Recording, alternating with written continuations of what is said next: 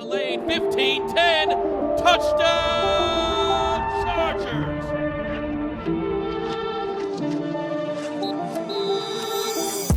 All right, guys, we're getting closer. Welcome into a brand new episode of Chargers Weekly. We're about a week from the 2024 NFL Draft. And as always, joined by Matt Money Smith. Money, I think the people have heard enough of us over the last couple of weeks. Why don't you introduce a friend of the show to our listeners? Yeah, this is our fan appreciation episode, if you will. The amount of incoming for suggesting it could be O-line, it could be Byron Murphy, maybe it's the first corner, could it be an edge? All of those things will put a pin in it for today because Matt Harmon does as good of a job as anyone when it comes draft time, and you want to talk about wide receivers. That is what this pod is going to be going into the draft on April 25th in the first round, the number 5 overall pick. All we're going to do is talk wide receivers. It's receptionperception.com. Follow him on all the social media channels. Again, there is no better wide receiver resource you can get. And, think about this because the three of us work together at NFL Network and NFL.com. It's like all your favorite bands. May they stay together forever. And that's what this is right here, a reunion of sorts, Matt. So thanks for doing it, man. We appreciate it. Well, so many things to say. I mean, literally, I have the record "All Your Favorite Bands" by Dawes. Don't think I didn't notice there, bud. This guy, I mean, he is an absolute pro over here. Right? That's the first thing. It's great to see both you guys. It's awesome to talk to you, especially about this particular topic. Because listen, I often push back sometimes when people say about your favorite, TV series, your favorite movie or whatever, like, oh, this storyline, it's just fan service. Okay. It's just, well, what are we doing if not servicing the fans here? So right. Yeah, I have seen the Chargers fans are dead set. There's no way, because every NFL draft is so predictable and always goes to plan. There's just no Right. way that they're not coming away with one of these top wide receivers. So let's service the fans. Let's talk about this position that they're very, very invested in for good reason. Money, kick it off. Well, I'll start with this, Matt. Who's your favorite? Because they may have their pick. It's very possible that Arizona trades out at 4. That maybe if the scenario is we've got 4 quarterbacks, the Chargers decide to stick and pick at number 5. Which guy do you like best? Yeah, so my mission statement with this draft class is that I don't think you can really go wrong with any of these 3 top prospects. To me, it's a clear-cut group of 3 here at the top in tier 1. All of those guys, in terms of my stacked prospect board from the last 4 classes, they are all tier 1 prospects. Marvin Harrison, Rome Odunze, and Malik Nabers. They're guys you can take in the top 10. I think they're guys that are ready to be superstar receivers. They're ready to start from day one and handle a high amount of volume. So because we know how this goes, we have to debate everything. Everything has to be a debate. Everybody's got to have hot takes. In my personal opinion, like, hey, you like this guy over this guy? That's totally fine. You like this guy over the other? Totally fine too. I think a lot of it just comes down to what you value at the position. And me, what I value at the position is I have an appreciation for all traits and I have an appreciation for all abilities. But for me, if you can be a guy that can run out day one and play as a high quality, high target earning X receiver because of your ability to run routes with refinement, your ability to separate at all 3 levels, and also can make plays in tight coverage, that's what I'm going to value. So ultimately, I came away with Marvin Harrison Jr. as my top-ranked receiver in this draft class. It was, I will say, a very close debate between him and Rome Odunze, just because I love Odunze's film. I think he is just a fantastic prospect for so many different reasons. But the ultimate tiebreaker for me, if the Chargers were hiring me as a consultant to what would you do here, I would go Harrison, especially with this quarterback and this offense and everything, because I think Justin Herbert is so ready to elevate a prospect like this, ready to work with the top tier separation X receiver like Marvin Harrison. And because this is a guy that everybody has known he's the dude for multiple years, you see defenses treat him the way that he will likely be treated if he develops into a high tier alpha at the NFL level. In terms of the guys I've charted, just prospect history and reception perception, he has handled the most double coverage by a wide margin. In this draft class alone, he's handled more double coverage, like 2 times the amount of double coverage than a guy like Rome Odunze or Malik Nabers. And some of that comes down to the offenses they played in, the quarterbacks they play with, and the surrounding talent and stuff like that. But he not only has that high rate of double coverage, Also, in terms of anybody that's even 8% and above, his success rate is the highest. So this is a guy that gets open regardless of the coverage. I just can't say enough good things about him as a player. So ultimately, if the decision was me and you have your pick of them all at 5, I would go with Harrison. So, but the reason why, obviously, Chargers fans are really high on talking about a wide receiver at 5 or early is because Keenan Allen and Mike Williams are no longer with the team. But as money is stated, there's a lot of holes on this roster. And if you can trade back and accrue more picks and, get a corner or get a defensive tackle or, continue to shore up the offensive line, that's a route that I think a lot of Chargers fans can also see. But if they do stick and pick, let's say a guy like Marvin Harrison, how will he help the running game? Because right now it's Joshua Palmer and Quinton Johnston on the outside. To have a guy, and you talked about just commanding double teams, how can one of these big three help a Jim Harbaugh offense in a running game specifically? And it's funny because I feel like Greg Roman and Jim Harbaugh and these guys talking about, like, imagine Justin Herbert with a good run game. It's almost become like a trigger word for people on the outside. Like, oh, what are we talking about? Like, we need to focus on getting receivers and stuff like that. And look, like I hosted a podcast with Austin Eckler for the last 2 years. Yeah. And despite all of the production that Eckler had, even he would come on the podcast sometimes and voice his frustrations about the run game. And like, some of that's him. Some of that is the players around him. Even if he's never going to sit there and say like, oh yeah, this, I'll go ahead and say they've had a rough job, like blocking with tight ends and stuff like that. Yes. The last couple of years. So there's a lot that can go into fixing the run game beyond just let's get a running back and like, let's build up the offensive line or have a good system in place. You're right, Chris, that the wide receivers can be a part of this equation. Like, think about some of the best run games in the NFL. They're not only just good quality units overall, they can throw a lot at you from a scheme perspective. Like, I think about the way San Francisco varies up their man and gap scheme versus also their own zone scheme runs. That's a huge part of it, but also it's because they put you in a bind from a passing game standpoint. Yeah.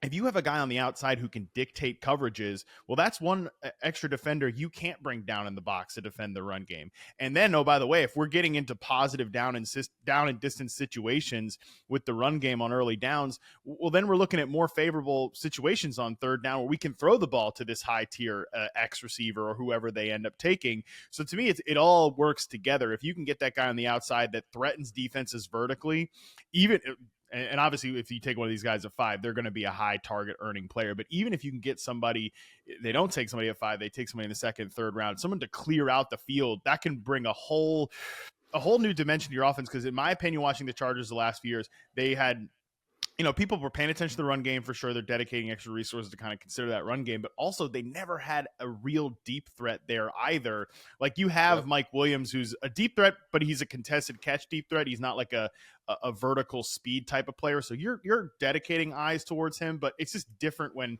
it's someone that can, cut you down in one strike, really. So I think they've suffered with like a high concentrated line of scrimmage passing game, a short passing game, and also kind of an inefficient run game. This coaching staff is clearly looking to fix both of those problems with hopefully a few strokes. Yeah, if we can, and I think it's fair. Look, a lot of the people listening may feel like we're talking down to them, but when I say this, but no, there's nothing wrong with walking through. You say X, there's Z, there's slot. When it comes to, and this is where I'm at with Odunze, and I've said it a million times, I'm biased. I get it. I'm a West Coast guy. I love Pac-12 football. I watched him play at Bishop Gorman and destroy people in high school. And I just love the way he went through the process. Wow, I'm going to the combine. Hey, man, I don't care about Malik Nabers and Marvin Harrison. I want to measure myself against the greatest receivers that have ever done these drills. There's a presence to him. There's something that I think he brings that may be beyond just what he does on the field. And he's incredible on the field, but you said X. And to me, Matt, I think about the wide receiver room. I'm a big Josh Palmer guy. I think they got to figure out how to maximize Quinton Johnston, and that means where you play him and where you don't play him. So the whole Nabers debate, do you think Nabers is an X, or do you think you're going to be more likely to play him at a Z or really a slot? Like, that's kind of where that whole debate comes in for me if Harrison is off the board and everybody's screaming about Nabers because the film is so freaking fun to watch. Yeah, he's the easiest player to love. Like you turn on 3 or 4 plays, you're like, yeah, I get it. He's faster than everybody else on the field. He breaks angles and ankles. Really, he's just a tremendous player to watch. He's, like I said, easy to love. I do agree with you though that it's a difficult projection. It's not a difficult projection X. I shouldn't put it that way, but it's just it's the least clean of these three because you see these other two guys, Marvin Harrison and Rome Odunze, and I share your affection with Rome Odunze as a now East Coast guy. I'm not biased, right? I'm no longer there we go. That's what I needed. So, I think Odunze is just like ready to hit the NFL field and be good right away. I think he has a really high floor. I also think he has a really high ceiling. For Yahoo this year, I did a video series with another former NFLer, Dylan Milner, working with us now. So just let's keep the reunion rolling. Brewing beer. Yeah, we put a little series together where I did aggressive and cautious comps. My cautious comp for Rome Odunze was Allen Robinson, like a good quality starting X receiver who's a better route runner, a better separator than credited, but can also win in those contested catch situations. And again, that's being cautious. My aggressive comp for Rome Odunze was Devontae Adams, a guy that has really no holes in his game, a fantastic technician, catches everything, can also, he's not going to give you the Malik Nabers after catch plays, but he's going to break a few tackles and get some extra yardage and be an asset. Like a guy that at his peak, you can funnel 30% of your offense through that guy and never lose a minute of sleep. Like that's who I think the ceiling comparison is for Rome Odunze. But with Nabers, and why I just ended up having him 3 of this group is just because he did play out of the slot the most in his reception perception sample, 50.3% of his snaps in the slot off the ball. Now he shows you the skills to win against press coverage, not at the level of the other 3 players, but like a 72% success rate versus press and reception perception. That's pretty good for a college prospect. That's, again, not the level of Harrison, not the level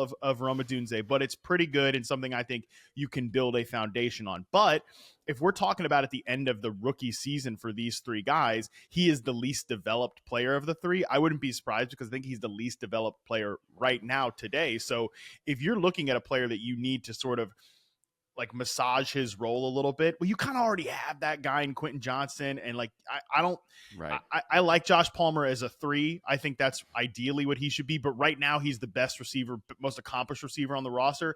Is he best suited as the X receiver? I'm not sure. So just for that team alone, like he certainly would create explosive plays, and Justin Herbert will be able to spray the ball all over the field with a guy like Malik Nabers and that sort of vertical ability. But I see what you're saying there from a deployment perspective. He presents the most questions.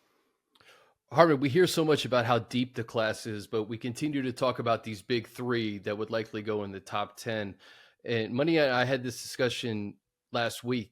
The gap between the top 3 and the rest of the guys, Brian Thomas, Ladd McConkey, there's like a host of guys that you could see in like the mid to late first round, early second round. How big is that gap between the top 3 and the rest of the crop? Yeah, I'm boring, and I have Brian Thomas as my wide receiver 4, just like consensus does. And I actually think that there is a gap from those 3 to Brian Thomas. Like I said, those 3 guys, in terms of my stacked board from the last 4 classes, they're all tier 1 prospects up there with the Garrett Wilsons, the Jamar Chases, the Chris Olaves, the Devontae Smiths, et cetera, other names in there as well. Like they're clearly in that tier. I think Brian Thomas is a tier down from those players. He would have been, if he was in last year's draft class, for example, he would have been in consideration to be the top prospect in last year's class, just based on how I have these guys graded. But then I also think there's a little bit of a drop off from Brian Thomas, who's not a perfect projection. He's a guy that I think, he only ran 3 routes really in college, but that's okay because 67% of his routes slant, curl, or go route. If you look at DK Metcalf's rookie season, 60% of his routes were slant, curl, go route. So you can work around that, but I do think he's a guy that isn't ready to hit the field and be a day 1 kind of starting high volume receiver. I'd love to see him land on a team like the Colts or the Cowboys, even the Jaguars a little bit, like a guy that you have, for those 3 spots. You got Michael Pittman, you got CeeDee Lamb, you got Christian Kirk. You have a high volume player already, and like you can kind of ease Brian Thomas in as your starting outside receiver. The next guys after that, I think, are all sort of late round 1, early round 2 type of players. But I like those those players a lot. And again, those guys are going to be similarly graded to the players that went in the first round of last year's draft class. Like I have the Ricky Pearsalls, the Ladd McConkeys, the A.D. Mitchells. Those guys are all kind of in the same bucket of prospects to me as Jordan Addison, as Quinton Johnston, where he went last year, with Zay Flowers. Now, Zay Flowers is my favorite of that group. But again, I think that kind of gives you a sort of sense of how I view those players and where they stack up. But, with reception perception, you've been doing it so long, Matt. You've got the historical context. How, for your top, what you rated as your top receiver, or these like high first rounders, there's a very low bust factor when you're taking a receiver high. Now there's a bust factor when you're taking them a little bit later. Yeah. And there's a bust factor in the second round. But from what you've noticed, how often has what I'm thinking, what I'm getting at here is you can't miss. If you're stuck at 5, you can't miss. What do you think is a bust factor in terms of one of these 3? Like we see with quarterbacks every year. Hey, one of them's not going to make it. If 4 go in the top 4, at least one of them's not going to make it. Is that your experience with receivers that you've charted when you have them projected this high, like the number 1, 2, or 3 receiver in a class? The tier 1 receivers, no, I think there's a really high floor with those players. I honestly compare this class a little bit with the 2022 class, because I gave tier 1 grades to all 3 of Chris Olave, Drake London, and Garrett Wilson in that order. I actually think that if you could kind of map those 3 players to the guys in this year's class, I think Marvin Harrison is a better version of Drake London, but he's kind of like Drake London, perimeter receiver that can separate and a little underrated, as a separator, really high quality technician. But again, Marvin Harrison is a better version of Drake London. And then I think Chris Olave is sort of the Rome Odunze, but Rome Odunze is the souped up version of Chris Olave. He's bigger. Right. He's better in contested situations. I think he's a better yak threat. But again, a technician that was in school for 4 years. So some of the production models aren't going to really like him. But I gave Garrett Wilson and Malik Nabers pretty similar marks coming out of school. But by the end of Garrett Wilson's rookie season, I was like, shoot, that's the best player of the 3, because he can beat press coverage.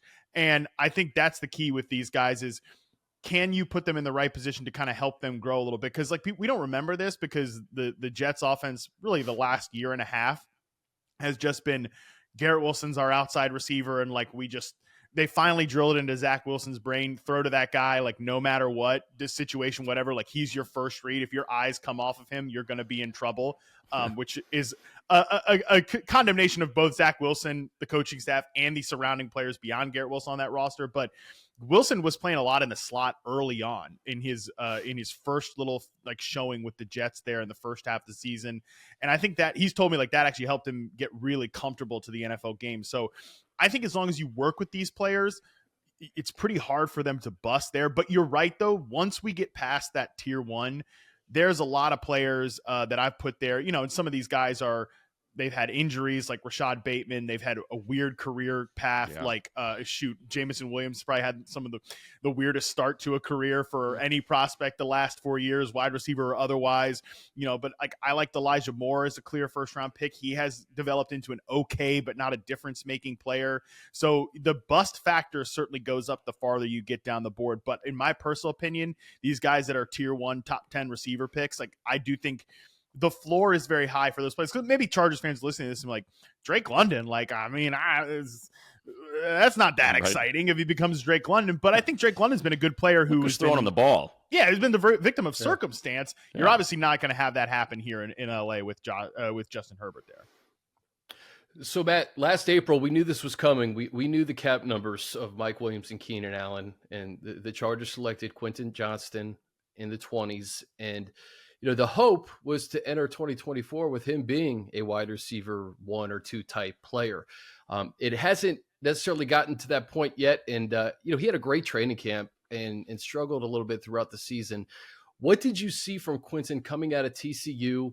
And what did you see last year? And this is kind of like a 3-part question. What can be different in year 2 with a new coaching staff and just kind of learning from his rookie season?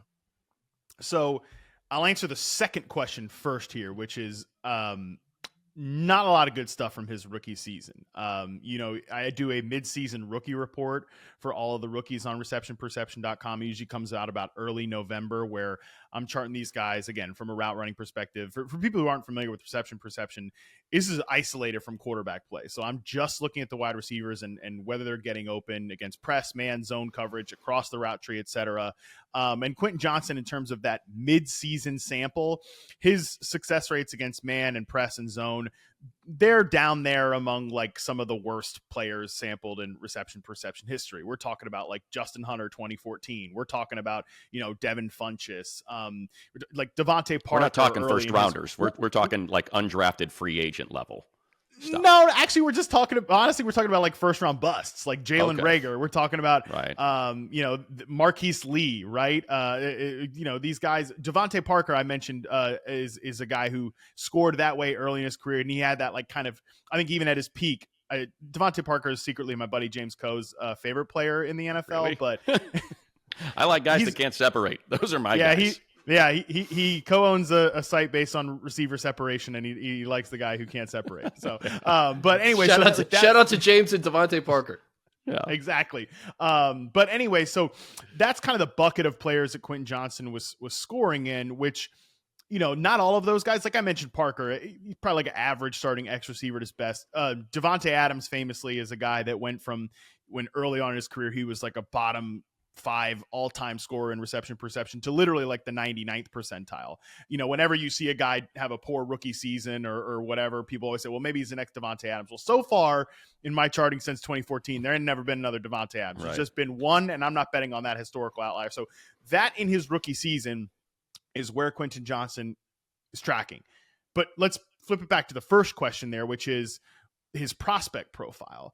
To me, you look at his reception perception prospect profile, you see a guy that can win on sort of what we talk about with Brian Thomas, like a small handful of routes. Like I think Brian Thomas is the kind of the actualized version of what people wanted Quinton Johnston to be last year. He's kind of the better performer there, but like he can win on slant routes. He can win on go routes and some of these kind of like post routes as well. But his work against press coverage was not good from a prospect standpoint. His work as a just pure outside receiver was not going to be great. This was clearly a guy, I haven't even talked about his contested catch rate and like struggles tracking the ball down the field. This is a guy that you would easily watch and say, okay, we need to put him off the ball. We need to put him in motion. What we can't do is just say, oh, big, fast guy, let's put him at X receiver and have him run vertical routes against press man coverage. Unfortunately, most of his rookie season was spent playing X receiver, running vertical routes against press man coverage. Like, I think that was a disservice to him as a player, which, look, the Chargers had Mike Williams and Keenan Allen, and they had Josh Palmer, who I think was always going to kind of be that third receiver last year in an ideal world if nobody got injured. The problem is, like, guys get injured, especially those guys had issues, especially Mike Williams and Keenan Allen had injury issues. So it was kind of a risky bet, especially, if we're talking about like a coaching staff that was, kind of on the ropes a little bit, obviously eventually lost their job. I don't know if you want to take a pure developmental player kind of like this in the first round, but they did. And that's really what ended up happening. So to me, I think he was set up to fail in this role in his rookie season, but I don't think there's completely no chance that he develops into a contributing wide receiver in this room. But it's going to have to come with somebody else playing that X receiver position, which to me is a part of why I thought Marvin Harrison here makes so much sense, is just because you could throw him in at X and like, all right, now we play Quinton off the ball. We want to get him on these crossing routes so he can make plays in space like he did in college. So obviously, like I said, from a historic success rate standpoint, he's in a not ideal group. But there have been players, like I bring up that Devontae Parker example, who ended up having like a career role, even if their rookie seasons got off to a rough start. That's kind of where I'd put Quinton Johnston right now and sort of what I think could become of his career. Buddy, I was just going to say fit is so important and getting him in the right positions to be successful. And that's what the hope is with this new coaching staff. Well, yeah, that's the thing. I think, it doesn't benefit anyone to say, what were they thinking? We should have taken Zay Flowers or Jordan Addison. Why would you, he's on the Chargers. He's on the Chargers for another 3 years, hopefully 4 years, because he plays good enough that they pick up his 5th-year option. And even that's a discount. And Matt, that kind of goes back to the question about taking the X. So he doesn't have to be the X, so he can be the Z, or he's a gigantic slot, which, look, Keenan's 6', basically, not quite that big, but still a tall slot. So let's say they do trade down. Let's say they trade to Minnesota and they get 11 and they get 23. And now they've taken their corner, D tackle, or O tackle at 11, and at 23, same deal, taking the other O tackle, maybe D end, corner, whatever it may be. And now they're staring at wide receiver, at 37. Give us an idea, because I want to keep playing this thing out. It's not Ladd McConkey. It's an X. Is there an X that you think has graded out that could end up, being a starter day one at pick 37 because of how deep this class is? Yeah, this is what's funny about this position, and kind of like the Chargers fans being, like I said, rightfully obsessed with taking a receiver at 5 because these guys are so good. But this position is deep this year, and I'm telling you, it's been deep the last 4 years, and it's probably going to be deep the next 4 years, because there's just so many quality receivers. And if you want to get a good room together around Justin Herbert, like, you can absolutely potentially double tap this position where, hey, maybe we don't have an X available at 37, because kind of answer your question there, I think A.D. Mitchell's going to be off the board in the late first round. I don't think he's going to be there. And then I'm starting to kind of like, I don't know that there's another X that I'd like to take there, because Troy Franklin played X receiver at Oregon. He's probably the next guy that might be available in that 37 range, but man, he is rail thin. And I think we're going to run into similar problems where he played X in college. Let's throw him out there in the NFL. I just don't know that that's going to work. I think he's got the technical nuance that you want to see from a route running perspective.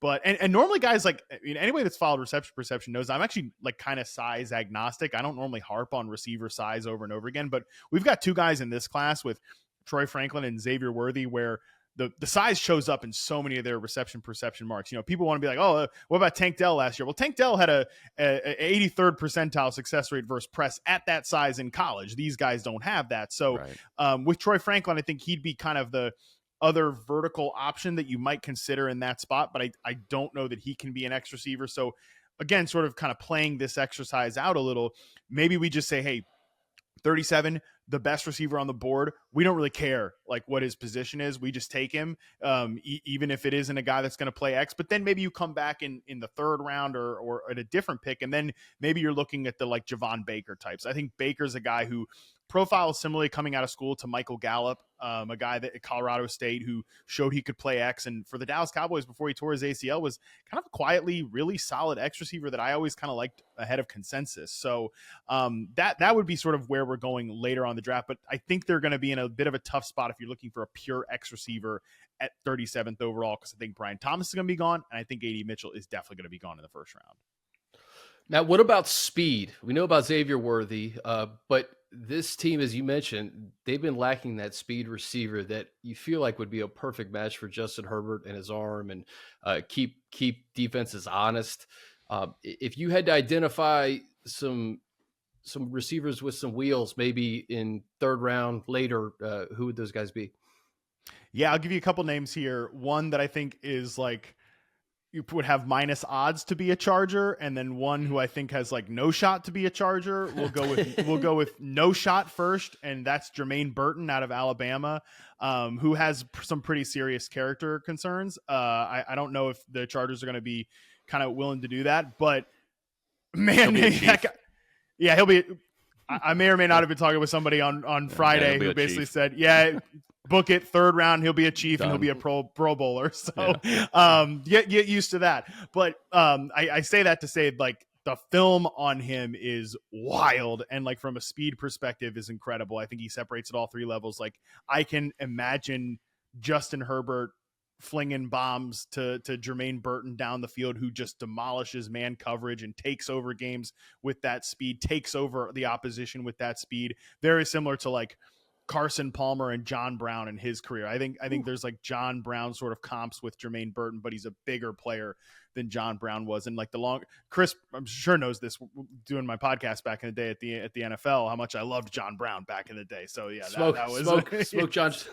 Yep. So that's high praise for me. So the guy I think is much more likely, maybe minus odds to be a Charger, is obviously Roman Wilson from Michigan, who I do not think has the skill set to be a high volume player in the NFL, but he's one of these players where you look at his overall profile and there's a lot of questions, but then you kind of parse things out a little bit, and these specific routes that he's good on, these big over routes, I can see him getting a lot of those like shot plays, big over routes on play action in particular. So if they want to run the ball and they want to use somebody from a speed perspective, I think he does fit in that regard. Speaking of Wilson, one of the things that jumped out at me, Matt, and I'd love to know at Reception Perception if you, I'm sure you do, but how you grade it. Like, that dude snatches the ball better than anyone. Like when he's running, he does not gather. Those hands are there, and it's just a whop, whop. He really snatches the ball. And that was something that jumped out with Quinton, is that body catcher would gather. We're dog friendly, don't worry about it. Would gather, and you'd see the bobbles and the drops, and like how do you value that, and how much are you looking at? How does he catch the ball? Does he break stride? Is he catching it out in front of him? And obviously a lot of that's quarterback dependent. So, kind of where are you at with that sort of that particular skill set? I think it's something that's more important now than it's ever been. And it's always been something that's important to me. I am obsessed with guys that can transition from route runners to catchers to yards after catch threats immediately and seamlessly. I do think Malik Nabers does that really well, obviously at the top of the draft. But yeah, man, we just talked about Troy Franklin, right? He's a guy that I think really struggles with that. I don't think to me, it's a lot of it comes down to confidence and like trust in your route running, trust in confidence, really, like confidence in your hands, and confidence to just take hits over the middle. You look at Troy Franklin's like success rate by route chart, the dig route and the slant route are his two of his worst routes. And I don't think it's a technique issue. I just think it's a confidence issue. He's looking. He's looking. And because he knows if I get hit, I might drop the ball, and I already dropped the ball enough. Had a conversation with Puka Nacua at the Super Bowl Media Week where he talked about that was really the thing that got Matthew Stafford's attention immediately. And number one, you can actually, I think the post-draft clip that the Rams put out of Sean McVay talking about why they drafted him was just the confidence through the catch point, and like he was explaining basically on these like dig cut routes and off dagger concepts where he would just get the ball and always like be right in the right position and transition to immediately to a yak threat. That is something that I think is super valuable in all receivers in today's NFL, especially because we're so in breaking route heavy. We're so play action heavy. We're really trying to get these crossing routes, and these dig routes are that you want to win the battle of the middle of the field. I mean, how many times did we talk about in the playoffs, guys, where like, all right, Detroit Lions, San Francisco 49ers, who's going to win this game? Well, it's whoever wins the middle of the field, whichever offense is able to control that middle of the field. So if you're going to do that, you need to have guys that are confident in their hands and can have an ability to transition from route runners to catchers very cleanly. I don't know if you're just being polite, but do you not see that with Roman Wilson? Did that not jump out at you in terms of how he catches the ball? No, I think he's got great hands. I do think he has really good hands. I struggle a little bit.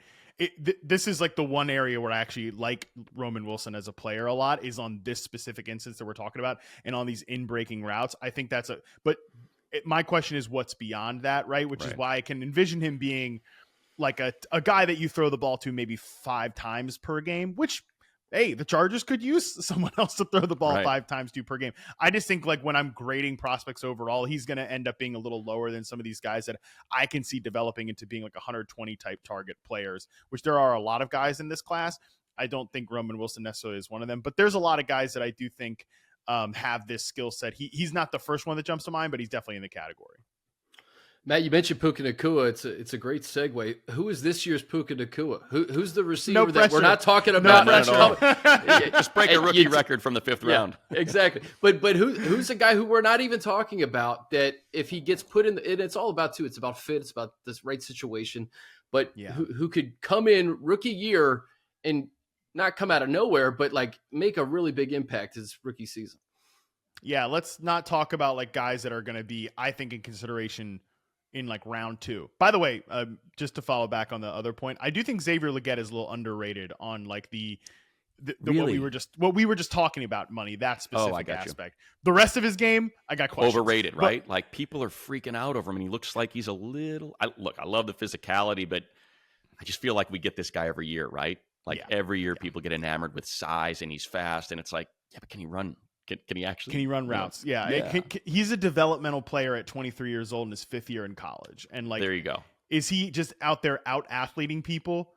I mean, yeah. Yes. Is he going to do that in the NFL? I don't know. So he's a guy that where deployment really matters. Like my reception perception data, my data that I've tracked would show you that guys that score below the 35th percentile against man and press coverage, like that, which by the way he does, and Keon Coleman does. Although Keon Coleman and they really get to are pretty good zone beaters. These guys all have to transition to slot. Like they have to, and otherwise they're like the list of in the prospects I've charted. It's like a bunch of career flameouts and then guys who have made transition to the big slot receiver position. But I do think both those guys show that ability that we were talking about, where they can have confidence with their hands and move immediately to yak threats. So I just wanted to bring them up in that regard. No, that's fair. But yeah, with Leggett especially, I'm like, man, this is a big projection, but he's fun to watch. Yes. But on your question, Chris, about like a guy who might come out of nowhere. Yeah, I don't want to say this guy's going to be like the next Puka Nacua and like, just break a rookie record, whatever. But of course, I do think Malik Washington is a really good player. Out of University of Virginia, it's kind of close to here, Charlottesville, where I currently live now. So no bias there. I mean, dude, like, if you think I was watching UVA football on Saturdays, I was not. But he did break 2 school records this year after transitioning or transferring from Northwestern. And basically when he got there, the coaching staff was just like, we're going to build the whole offense out of you, which is really crazy considering he was, just like a somewhat productive player at Northwestern, but really took to that role. A guy that can play out of the slot, great hands. I like his route running. I like his feel for space. So he's a guy that I do think could be like a day 3 type of surprise. Maybe he ends up going in the 3rd round, honestly, because he was so productive and people are always looking for that type of slot receiver. He's somebody that I think won't get a lot of buzz, isn't getting a lot of buzz, but high character, high work ethic player, a guy that is going to, like I said, catch everything. So I like him better than your typical, what I always call like the bunny hop slot receiver archetype, like Wan'Dale Robinson went the dang 2nd round a couple years ago. And I like Malik Washington a lot better. Last thing from me, Matt, and we appreciate it. Again, it's receptionperception.com. Get over there, follow Matt on all the social channels, watch the pods with James Coe. They're great. This is a wide receiver draft. The Chargers are going to draft a or a few wide receivers, so you might as well brush up and plagiarize all of his work and make it look like you're the smartest person in the room. So I'm going to finish with what could be a negative or it could be a positive for our friend, our new general manager, Joe Ortiz, and just kind of where, because I know you continue to track pros. It's not just rookies, and this is for the draft. This is, your reads on wide receivers of the NFL. Your thoughts on moving Keenan Allen for a 4th because he wouldn't take a pay cut from $23 million and where you've seen his game go, and Mike Williams, for $15 million and watching him walk out the door, and kind of what you had seen from those two. I think Mike's different because of the injuries, but just specifically Keenan and all the people that were, belly aching about how you only going to get, a 4th rounder for this guy, and why would you move him in the first place? All that sort of stuff that kind of came out of that move. Mike Williams is hard because of the injury. I will say, I think Mike Williams at his peak was a better separator than given credit for. Like, people think all he does is just win jump balls, to the point that like he's not in my holy trinity of like comps you can't use during draft season, which right now is Deshaun Jackson, it's Devontae Smith, and it's Deebo Samuel. Like, you use that draft comp immediately, like, nope, probably not. Those are like Unicorns. 1-of-1 players. Mike Williams isn't quite that guy, but anytime you're like, oh, well, he can't get separation, he'll just be Mike Williams. I don't know about that. Also, there's been some volatility there at times with that outside receiver position for the Chargers, but specifically with Keenan Allen, I say this a lot. The one thing I am least confident in projecting with reception perception is the age cliff. There are times where it's obvious. A great example of that is 2017 Des Bryant. You look at his reception perception results throughout his career, and then you look at that 2017 season, we go from a lot of green to a lot of red. It's just like screamingly obvious, like, oh man, this guy has fallen off a cliff. Lo and behold, the Cowboys release him. He doesn't sign with the Saints until November of 2018, despite our former employer NFL Network giving like round the clock coverage to where's Des Bryant right. going to sign in March. Maybe you should have asked me. Anyways, but so sometimes it's obvious. You're in a better place, Matt. You're in a better place. I'd agree. Things turned out well. Yes. But anyway, so sometimes it's obvious like that. Other times there are guys that sort of have this like steady sort of decline, and then the cliff is not obvious. And, I think Keenan Allen is in that. He's in a decline. Like, to me, he can say he had his best season in 2023, and statistically he did. I think the film would disagree. I think reception perception would disagree, which, by the way, is no shame to Keenan Allen. He's 31 years old, 32 years old. Like, we all get old, man. We all decline a little bit. And he is within every bit of his right to say, nope, I'm not taking a pay cut because somebody will pay me this. You guys know this as big media bros. You're worth what somebody will pay you. And if somebody's going to pay Keenan Allen that money, like, he's, again, within his right to say, I can go get that money elsewhere. I'm cool with that. It's tough because I am a sentimental man that loves to see one player play with one team for the course of his career, but it's a business. Again, I think if you're the Chargers, especially a new coaching staff looking at this without that much sentimentality, you can see that he has taken a step back. And we're talking about a player that was consistently over the 96th percentile against press and man coverage throughout the course of his career. And then the last few seasons, there has been a slight dip. Now, that does not mean he is about to fall off a cliff, because I think Keenan Allen has shown you the last 3 years that when he's on the field, he's still really good on the short and intermediate routes, especially around the line of scrimmage. I mean, I'm not the only one that said this. I know plenty of people have said this, but he might be one of the most quarterback-friendly receivers you can go out and get for a future number one pick if you're Caleb Williams in the Chicago Bears. So I like the move from their standpoint. I do understand the Chargers looking at this and saying, yeah, stats aside, look, you guys are following the Chargers. Your fans are, obviously. And what have we all been saying about the Chargers offense the last few years? Like, we can't throw the ball downfield. We can't throw the ball downfield. Well, your number one receiver is a guy who doesn't win on downfield routes anymore. And then there's a huge cataclysmic drop off to everybody else on the roster. The Bears will not have that problem because they have DJ Moore. Like, they can, I think, actually get the best out of Keenan Allen going forward, more so than the Chargers can, honestly. So I think it just, everything kind of comes to a head here where he's a player that's in a slight decline, but isn't quite like Allen Robinson I talked about earlier as a Rome Odunze comparison. He was another guy, and why the age cliffs are tough, that had a similar sort of drop off in his last couple of years with the Bears, where, from a success rate versus man coverage standpoint, he's gone from that 96th percentile to maybe 85th, then down to 75th. Like, again, still quality scores, but there's that little just slight tick down. And then you see him in his first year with the Rams. You're like, it's over. It's over. Yep. It's over. Hell of a time for all of us, but it is over. And that's sort of the tough part with receiver age cliff. So yeah, there's a chance that Keenan Allen goes out there in 2024 with the Chicago Bears and looks exactly like he did with the Chargers last year, which is not his peak play, of course, because he's 32 years old, just the reality of the situation. He's not his peak level play, but he's still a very, very good, high quality starting slot receiver. There is also the chance that he goes out there and he looks like 2022 Allen Robinson with the Rams. And just that unknown combined with the price tag, I think, is where the Chargers are viewing the situation. Matt, my final thing, 90 seconds. I'm going to make you the general manager of the Chargers, and you have to build out the rest of this wide receiver room, whether it's the draft, free agency. What are you doing at 5? How would you build it out here as we get you out of here? Yeah, I mean, I think that if it's me, if I'm the general manager of the Chargers, I understand that we want to build through the trenches, but this is a unique opportunity. In my personal opinion, with all my wide receiver bias admitted, I think this is a unique opportunity to take a top tier prospect at 5th overall and pair him with Justin Herbert for the next decade plus, and never think twice about the number one receiver position. If Marvin Harrison's there, I would take him. If Harrison's off the board and Rome Odunze and Malik Nabers are there, I would take Rome Odunze, because I think that's just the type of value I have on Odunze as a player. And, then I think we slot Quinton Johnston in at flanker and we just try to see if that can work, but I don't want to necessarily count on him.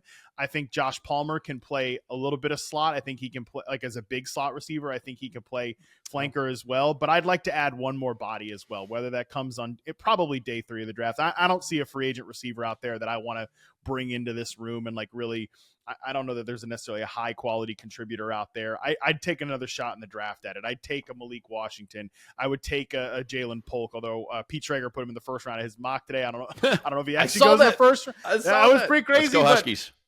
Yeah, but I mean, shoot, we go all Huskies here in the wide receiver room. But I would take Rome Odunze and Marvin Harrison at 5th overall and figure out the rest of it later because I think it's a unique opportunity.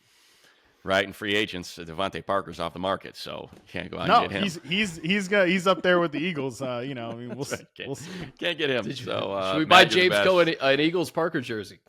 Exactly right. Exactly right. Be sure to watch James, watch Matt. They do the pod. They'll be doing a live stream for Yahoo during the draft. Check that out, and obviously subscribe to Reception Perception. It's great stuff, Matt. We appreciate it. May your brothers El Camino run forever. I'll leave you with that.